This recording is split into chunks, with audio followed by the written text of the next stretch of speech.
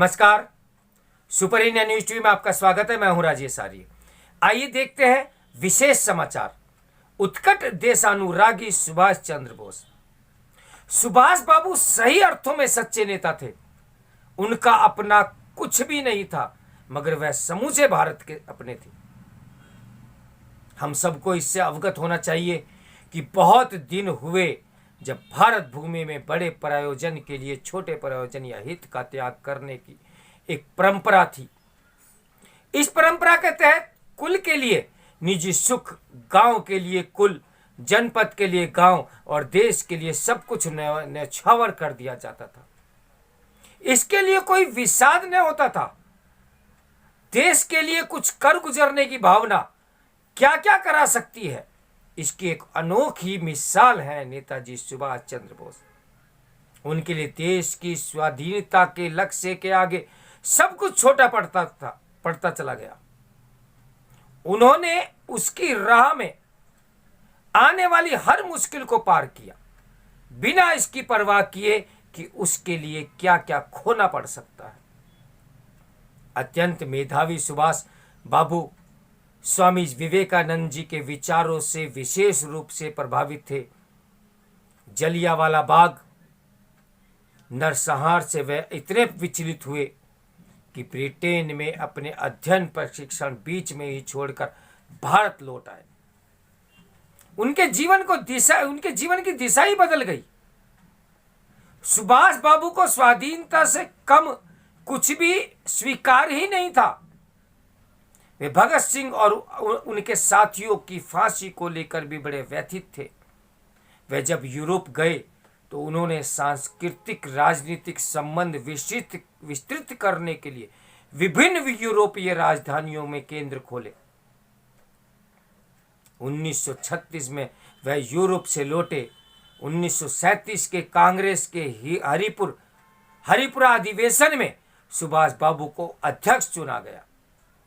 अगले अधिवेशन में वे गांधी जी समर्थित पट्टाभी सीतारमैया के विरुद्ध चुनाव लड़कर अध्यक्ष बने। जबकि द्वितीय विश्व युद्ध की छाया में सुभाष बाबू प्रस्ताव लाए कि अंग्रेज सरकार 6 महीने में भारत को भारतीयों के हवाले करे, अन्यथा उसके खिलाफ विद्रोह होगा। चूंकि गांधी जी इस विचार के समर्थन में नहीं थे, तो उन्होंने कांग्रेस अध्यक्ष पद से इस्तीफा दे दिया। उन्हें लगा कि अंग्रेजों से मुक्ति के लिए कड़ाई से लड़ना होगा। इस उद्देश्य से उन्होंने फॉरवर्ड ब्लॉक बनाया। सुभाष बाबू को नजरबंद होना पड़ा, परंतु वे देश की स्वाधीनता को लेकर व्याकुल थे। एक दिन सरकारी अमले को चकमा देकर वे देश की मुक्ति के लिए अंतरराष्ट्रीय मुहिम पर निकल पड़े। यह देश के एक सच्चे सिपाही का एक जोखिम और अनिश्चय भरा बड़ा महत्वाकांक्षी कदम था।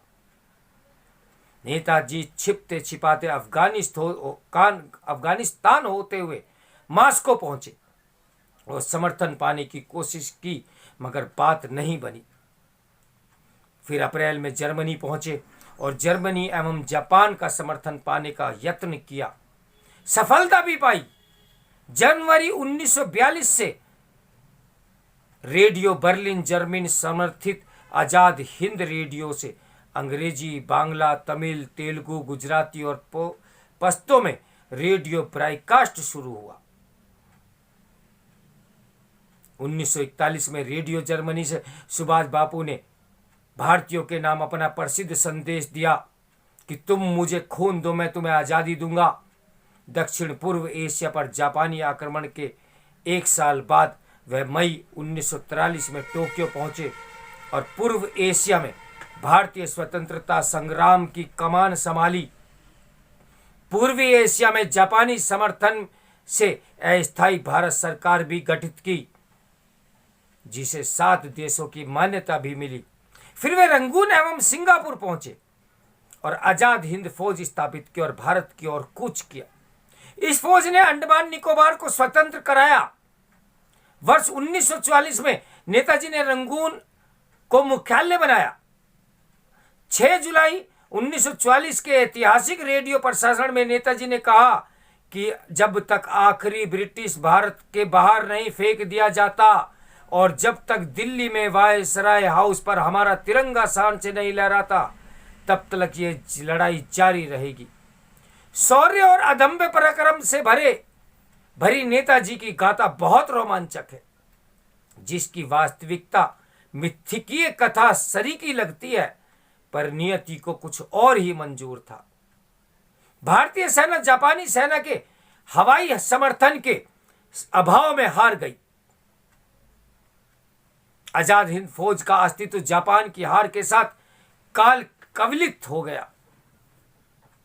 अगस्त 1945 में जापान ने समर्पण कर दिया। बदलते घटनाक्रम के बीच खबर आई कि 18 अगस्त 1945 को वायु दुर्घटना में इस उत्कट स्वतंत्रता सेनानी की यही लीला शांत हुई। यद्यपि बहुतों को इस पर विश्वास नहीं हुआ और उनके बचे होने की कहानियां हवा में तैरती रही, पर इतना तो सबको लगता है कि स्वतंत्रता के धर्म युद्ध में देश की स्वाधीनता के विराट प्रायोजन के लिए नेताजी एक एक कर सब कुछ समर्पित करते गए। वे सही अर्थों में सच्चे नेता थे, जो सबके साथ साथ चलने के लिए उद्यत थे और निष्प्रह रूप से खुद चलकर राह दिखाते थे। उनका अपना कुछ नहीं था, पर वे समूचे भारत के थे।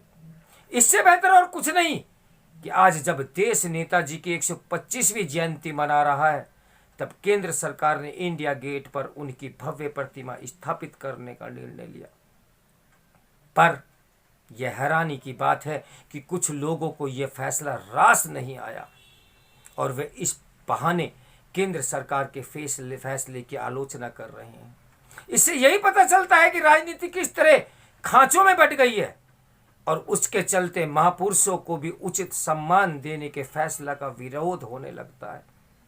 जब सवाल इस पर होना चाहिए कि आखिर नेताजी को अभी तक वांछित सम्मान क्यों नहीं दिया गया, तब दुर्भाग्य से यह सवाल उठ रहा है कि इंडिया गेट पर नेताजी की प्रतिमा स्थापित करने का फैसला कितना सही है। वास्तव में ऐसे ही लोग अमर जवान ज्योति की राष्ट्रीय युद्ध स्मारिका की लौ के साथ विलीन करने के फैसले का विरोध कर रहे हैं। हमारे देश की राजनीति कितनी गंदी और घटिया हो चुकी है, फैसला आपको करना है। इसके लेखक पूर्व कुलपति एवं पूर्व प्रोफेसर गिरीश्वर मिश्र हैं। तो मेरे साथ बने रहिए सुपर इंडिया न्यूज़ टीवी की ब्रेकिंग न्यूज के लिए। नमस्कार, मैं हूं राजेश आर्य।